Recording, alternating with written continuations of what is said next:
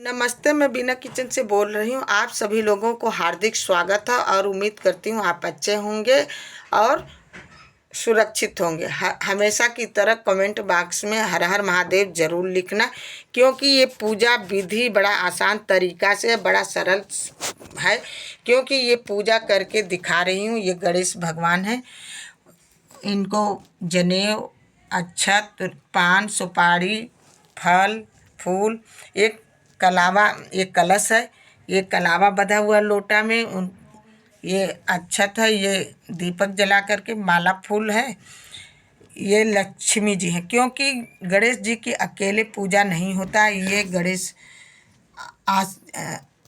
सफ़ेद तिल का आसन दे करके ये गणेश जी उस सुपारी का बना रखा है।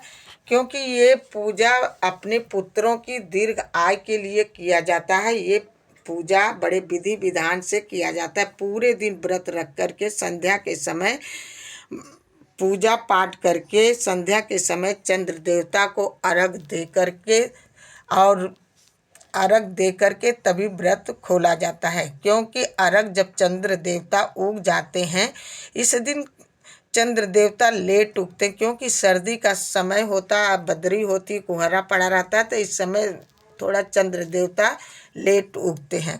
तो इसलिए 9 बज के समय है उगने का, 9:17 पर उसके बाद ही अर्घ दिया जाएगा। ये व्रत बड़े विधि विधान से किया जाता है। ये व्रत अपने पुत्र के दीर्घ आयु के लिए किया जाता है, पुत्रों की संकट हरने के लिए किया जाता है। ये फल है, ये 4 के संख्या में ही तिल चौथ वाले दिन, क्योंकि 4 की संख्या में कोई चीज़ हो, फल हो, शकरकंदी हो, गुड़ हो, 4 की संख्या में ही चढ़ाई जाती है। क्योंकि जब ये व्रत के दिन काला तिल और गुड़, ये इसका पहाड़ बना करके फिर देवर से कटवाते हैं।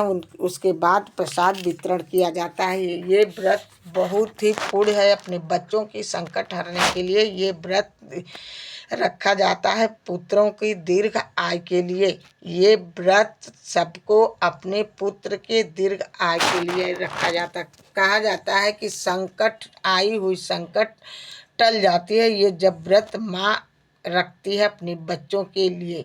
क्योंकि ये व्रत चौथ कृष्ण पक्ष के माघ के महीना में ये व्रत रखा जाता है। ये व्रत अपने सुखी बच्चों के सुखी जीवन के लिए ही रखा जाता है। ये बड़े व्रत आनंदमय है।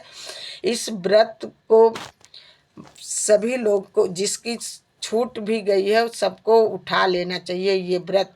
क्योंकि ये व्रत कहा जाता है कि जिसके पास पुत्र हो वही व्रत रख सकता है।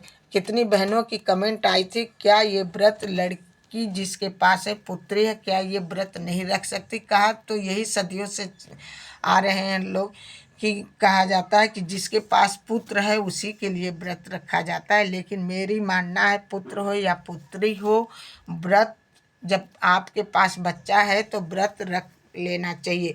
यदि आपके पास बच्चा नहीं हुआ है तो संकल्प लेकर के गोद की है चौथ चंद्र देवता, यदि हमारे बच्चा हो जाएगा, गोद भर जाएगा, तो हम अगली साल से व्रत आपका उठा लेंगे। संकल्प लेकर के आपका गोद भर जाएगा तो अगली साल अपना व्रत उठा लेना। ये व्रत बहुत ही पुण्यदायी फलदायी है। इस व्रत के लिए पूरा दिन निराजल व्रत रखा जाता है। शकरकंदी चढ़ाई जाती है, गुड़, काला तिल और सफ़ेद तिल, ये सारे चीज़ 4 की संख्या में चढ़ाई जाती है। और 4 दीपक में बत्ती जलती है, 4 बाती वाली दीपक जलती है। 4 पहर के बाद अर्घ दिया जाता है। लट निकाल करके अर्घ दिया जाता है, अपने पुत्रों से अर्घ दिलाया जाता है। ये बहुत साधारण विधि पूजा आसान तरीका से है। क्योंकि ये पूजा कम सामान में किया जाता है। आपके सरल विधि आसान तरीका से ये पूजा किया जाता है। ये पूजा अपने पुत्रों को ही दीर्घ आयु के लिए किया जाएगा। ये पूजा आज ही है, आज 17 तारीख है, दिन शुक्रवार का है। ये पूजा बड़े विधि विधान से किया जाता है। ये